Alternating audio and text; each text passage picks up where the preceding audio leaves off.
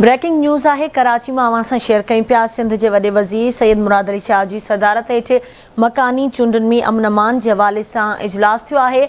सिंध के चैन डिवीज़नुनि सखर लाड़काने शहीद बेनज़ीराबाद और मीरपुर ख़ास में 26 जून ते मकानी चूंडूं थी रहियूं आहिनि।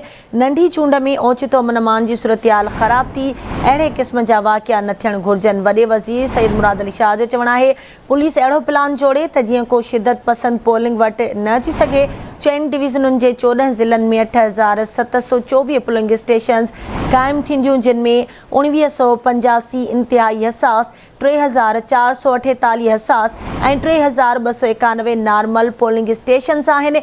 आगाही ॾिनी वई आहे त सिंध पुलिस के 26,545 अहलकारनि खे मुक़ररु कयो वेंदो। अव्हांखे ॿुधायूं त वॾे वज़ीर training centres, CTD, crime branch, SRP जी भी पुलिस फोर्स पोलिंग स्टेशन्स ते लगाइण की मंजूरी ॾेई छॾी आहे।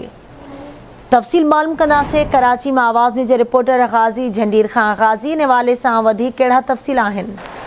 जी बिल्कुल, वॾे वज़ीर सैयद मुराद अली शाह जी सदारत हेठि वज़ीर आला हाउस में काइम इजलास थियो आहे। इजलास आहे सिंध में थींदड़ मकानी चूंडुनि के हवाले से अमन अमान के बरक़रार रखण लाइ। इजलास में सिंध के chief secretary doctor Suhail Rajput समेत IG सिंध पुलिस गुलाम नबी मेमून और सेक्रेटरी दाख़िला समेत ॿियनि लाॻापियल अमलदारनि शिरकत कई आहे। वॾे वज़ीर खे ॿुधायो वियो आहे त सिंध जी चैन डिवीज़न मीरपुर ख़ास बेनज़ीराबाद सखर ऐं लाड़काने में 26 जून ते बलदियाती चूंडूं थियण वञी रहियूं आहिनि। चूंडुनि के हवाले से जेको वॾे वज़ीर जो चवणु हो त गुज़िरियल ॾियारे कराची में दिल्ली चूंडुनि जे मौक़े ते अचानक सूरत हाल अमन अमान ख़राब थी वई हुई। हिन चूंडुनि जेके हींअर मकानी चूंडूं आहिनि, इन चूंडुनि में अमन अमान के हवाले से का बि अणवणंदड़ सूरत हाल साम्हूं न अचणु खपे।